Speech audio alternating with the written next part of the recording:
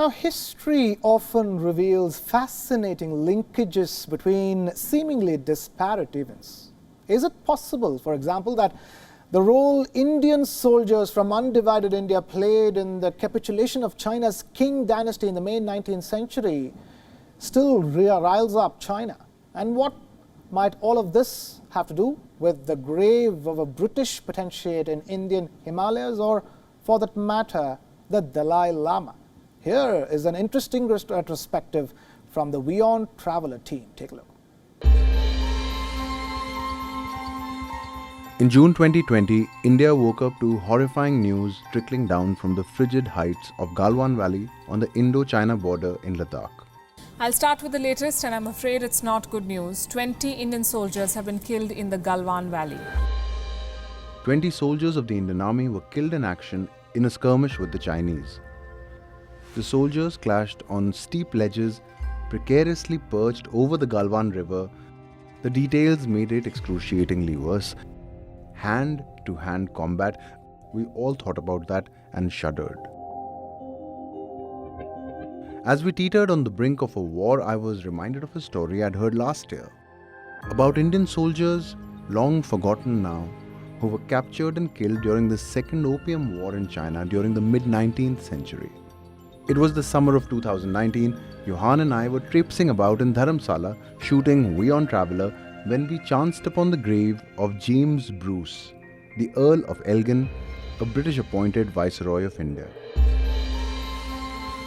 In memory of James Bruce, Earl of Elgin, and Kincardine, Viceroy and Governor-General of India, previously served his country as Governor of Jamaica, Governor-General of Canada, High Commissioner, Ambassador to China.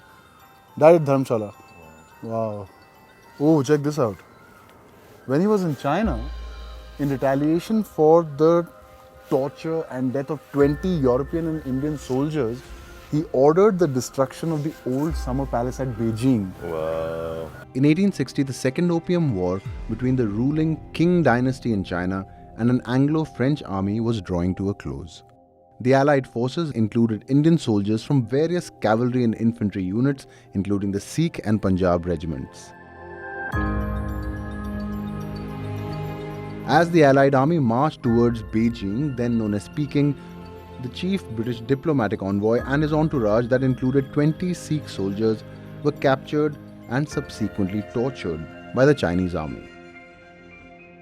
There is no record of the number of Indian soldiers amongst the dead or their names, but by verifiable newspaper reports, the number is likely to have been anywhere between 15 and 19 men.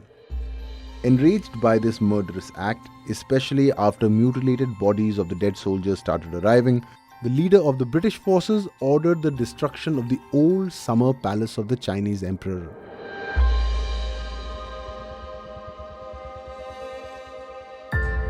That man was Lord Elgin. A massive 870-acre estate filled with imperial halls and gardens, artificial lakes, rococo palaces, more than 1,000 bridges, the old summer palace was called Yuan Mingyuan, the garden of perfect brightness. Today, the ruins remain the biggest symbol of national humiliation on the Chinese psyche. The destruction of the palace ended the war and eventually led to the demise of the Qing Dynasty. The Indian soldiers who died there in 1860 remain but a footnote in history. No, but look at the irony of it.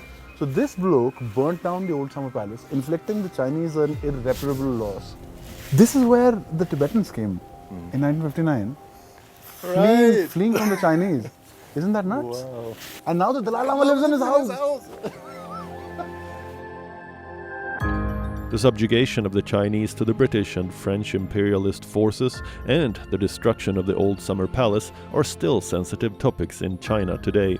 Lord Elgin is certainly considered one of the biggest historical villains by the Chinese. Appropriate that Elgin's residence in McLeodganj was allotted by the government of India to another gent the Chinese love to hate, the Dalai Lama.